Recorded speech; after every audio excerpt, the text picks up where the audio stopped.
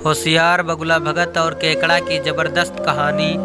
बात बहुत पुरानी है। एक प्रदेश में एक जंगल था जिसमें बहुत बड़ा तालाब था। सब प्रकार के जीवों के लिए उसमें भोजन सामग्री होती थी, जिसके कारण वहाँ बहुत प्रकार के जीव, पक्षी, मछलियाँ, कछुए और केकड़े निवास करते थे। उसके पास में ही बगुला रहता था, जिसको मेहनत करना बिल्कुल ठीक नहीं लगता था और उसकी आंखें भी कमज़ोर थी। मछलियाँ पकड़ने के लिए तो परिश्रम करनी पड़ती है, जो उसे अच्छी नहीं लगती थी। इसीलिए आलस के मारे वह भूखा ही रहता। एक टांग पर खड़ा होकर वह सोचता रहता कि क्या उपाय किया जाए कि बिना हाथ पैर चलाए रोज भोजन मिल जाए। और एक दिन उसे एक उपाय सूझा तो वह उसे आजमाने लगा। बगुला तालाब के किनारे खड़ा होकर लगा रोने और आंसू बहाने। तभी एक केकड़े ने उसे आंसू बहाते देखा तो वह उसके करीब आया और पूछने लगा, भाई क्या बात है, भोजन के लिए शिकार करने की बजाय खड़े होकर रो रहे हो। बगुला जोर से सिसका और गला बैठाकर बोला, भैया बहुत कर लिया शिकार, अब मैं पाप नहीं करूँगा। मेरी आत्मा जाग उठी है, इसलिए मैं नज़दीक आई मछलियों को भी नहीं पकड़ रहा हूँ, तुम तो देख ही रहे हो। केकड़ा बोला, भाई शिकार नहीं करोगे तो क्या खाओगे, ऐसे तो तुम मर ही जाओगे। बगुले ने एक और सिसकी ली, ऐसे जीवन का अंत होना ही अच्छा है भैया, वैसे भी हम लोगों को जल्दी मरना ही है।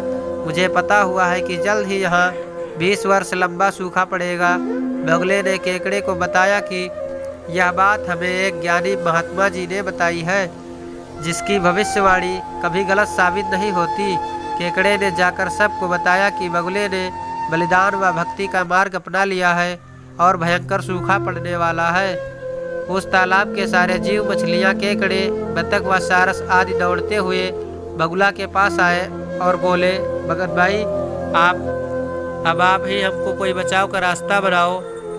बगुले ने कुछ सोचकर बताया कि वहाँ से कुछ दूर एक जलाशय है जिसमें पहाड़ी झरना बहकर निकलता है, वह कभी नहीं सूखता। यदि जलाशय के सभी जीव वहाँ चले जाएं तो बचा जा सकता है। अब समस्या यह थी कि वहाँ तक कैसे जाया जाए। बगुले ने यह समस्या भी सुलझा दी।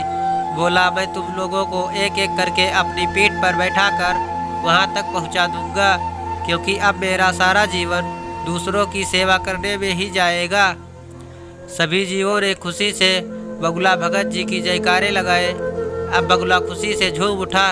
वह रोज एक जानवर को अपनी पीठ पर बैठाकर ले जाता और कुछ दूर ले जाकर एक पत्थर के ऊपर उसे पटक कर मार डालता और खा जाता।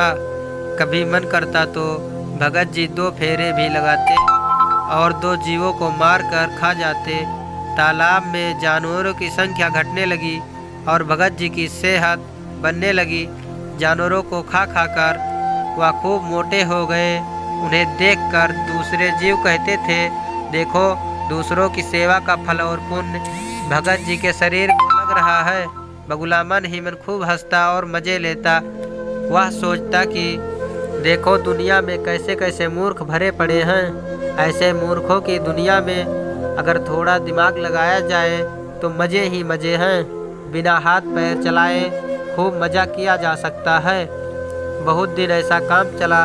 एक दिन केकड़े ने बगुले से कहा, भाई तुमने इतने सारे जानवर यहाँ से वहाँ पहुँचा दिए, लेकिन मेरी बारी अभी तक नहीं आई। बगुला बोला, भाई आज तेरा ही नंबर लगाते हैं, आजा मेरी पीठ पर बैठ। केकड़ा खुश होकर बगुले की पीठ पर बैठ गया।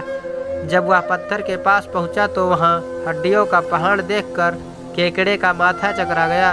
वह हकलाया और बोला, यह हड्डियों का ढेर कैसा है, वह जलाशय कितनी दूर है भाई। बगुला भगत हंसा और बोला, मूर्ख, वहाँ कोई जलाशय नहीं है। मैं सबको पीठ पर बिठाकर यहाँ लाता हूँ और मारकर खा जाता हूँ। आज तू भी मरेगा। केकड़ा सारी बात समझ गया। वह घबरा गया, परंतु उसने हिम्मत नहीं हारी और तुरंत अपने हाथों को आगे बढ़ाकर उनसे बगुले की गर्दन दबा दी और तब तक दबाए रखी जब तक उसके प्राण न उड़ गए। फिर केकड़ा बगुला का कटा सिर लेकर तालाब पर घर लौटा और सारे जानवरों को सच्चाई बता दी कि कैसे दुष्ट बगुला भगत उन्हें धोखा देता रहा। कहानी से शिक्षा, दोस्तों, किसी की भी बातों पर आंखें मूंद कर विश्वास नहीं करना चाहिए। मुसीबत में धीरज व बुद्धिमानी से कार्य करना चाहिए। दोस्तों, कहानी पसंद आई हो तो वीडियो को लाइक तथा चैनल को जरूर सब्सक्राइब करें। Thanks for watching my video.